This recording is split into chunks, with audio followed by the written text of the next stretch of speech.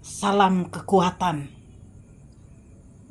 Kita yang waras, kita yang sehat, kita yang punya bertanggung jawab untuk melihat segala sesuatu yang tidak baik. Tergerak hati kita.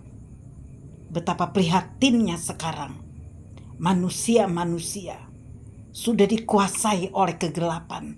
Sudah dikuasai mata itu untuk menginginkan sesuatu yang tidak dia peroleh.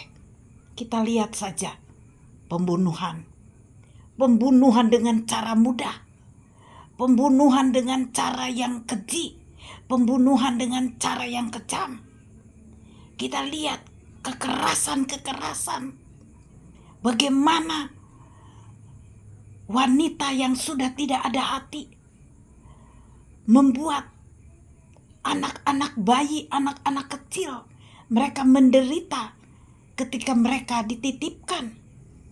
Ini kita harus tahu. Ini sekarang di akhir zaman kegerakan iblis udah gak kira-kira.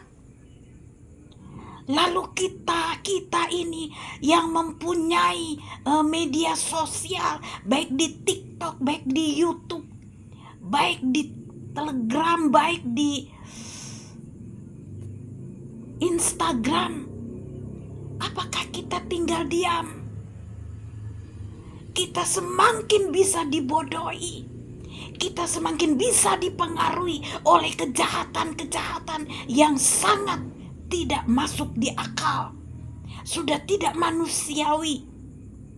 Di sini saya mengajak banyak orang, mari kita sekarang sadar, kita mendoakan supaya biarlah jangan kita selalu memang mempersalahkan iblis. Iblis itu dia sudah jahat.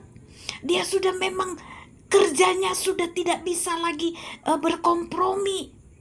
Tetapi mari kita yang mempunyai hati nurani, mengerti bahwa kepercayaan yang Tuhan berikan itu sangat luar biasa. Apakah kita tinggal diam saja? Kita hanya menonton, kita hanya menyaksikan, lalu kita memelas dada, kita katakan kasihan. Ini terjadi di mana? Ini kenapa? Ini begitu. Itu udah kurang baik. Mari kita bergerak sekarang. Kalau kita punya Tuhan, bahwa Allah kita itu berikan kuasa kepada kita dengan doa. Di sini sekarang alangkah baiknya kita orang-orang sebagai pendoa, kita doa keliling. Karena daerah-daerah itu yang selalu roh maut memanggil-manggil, roh kejahatan, sehingga mereka dengan secara tidak langsung menceburkan diri di laut. Mereka menggantungkan diri dengan tiang gantungan. Mereka membuang diri dari jembatan, dari bangunan-bangunan yang tinggi. Apakah kita hanya bilang, aduh kasihan, mengerikan? Saya mau bilang, kalau selama kita punya Tuhan, diberi kepercayaan, mari kita bergerak. Supaya kita menggagalkan semua rencana-rencana iblis yang memprovokasi otak dan pikiran kita menjadi gelap, menjadi jahat, menjadi sudah tidak berperi kemanusiaan. Saya berdoa untuk Indonesia, supaya Indonesia ini dipenuhi oleh kedamaian, bukan kebencian dengan hasutan-hasutan. Bagaimana menginginkan sesuatu tidak diperoleh, lalu dengan pengkhianat. Mari saya ajak semua untuk kita punya peranan, kita berdoa, kita minta sama Sang Maha Kuasa, Dia turut bekerja untuk mendatangkan kebaikan. Ada satu firman sebagai orang yang percaya ya. Di sini saya membaca di dalam Mazmur 60 mengatakan, dengan Allah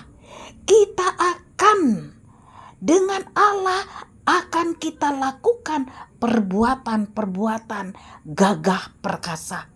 sebab Ia sendiri akan menginjak-injak para lawan kita. Lawan kita itu kejahatan. Lawan kita orang-orang yang mereka meniat untuk pencuri, korupsi, dan sebagainya. Saya percaya hati kecilnya mungkin tidak mau, tetapi karena ada roh rongrongan daripada kegelapan itu, mereka tidak bisa menguasai diri. Jadi mari kita menghimbau untuk semua siapa yang punya hati untuk kita berdoa. Jangan kita tinggalkan mayat kematian sia-sia.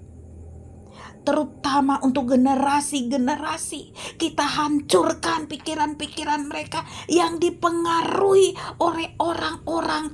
Terutama kalau memang ada anak-anak perempuan, mereka sedang kos, lalu ada yang mengajak dengan roh daripada rayuan kejahatan. Ini perlu kita doakan karena banyak anak-anak bangsa kita sedang mereka menuntut ilmu. Dengan menuntut ilmu, jangan sampai mereka kosong. Sebagai orang tua, jangan tinggalkan mereka dengan sesuatu yang tidak diisi kebenaran, ajaran yang benar, ajaran yang diajarkan untuk cinta dan takut akan Tuhan. Di sini kita sebagai orang yang mengenal Tuhan, ya. Di sini saya bacakan, di sini ada tertulis bahwa kita ini diberikan kuasa. Kita diberikan kuasa. Sesungguhnya aku telah memberikan kuasa kepada kamu untuk menginjak ular dan kalajengking, dan kuasa untuk menahan kekuatan musuh sehingga tidak ada yang akan membahayakan kamu. Di sini kita mendukung generasi-generasi anak-anak yang merantau supaya mereka tidak jatuh di dalam kelemahan, tidak jatuh di dalam dosa.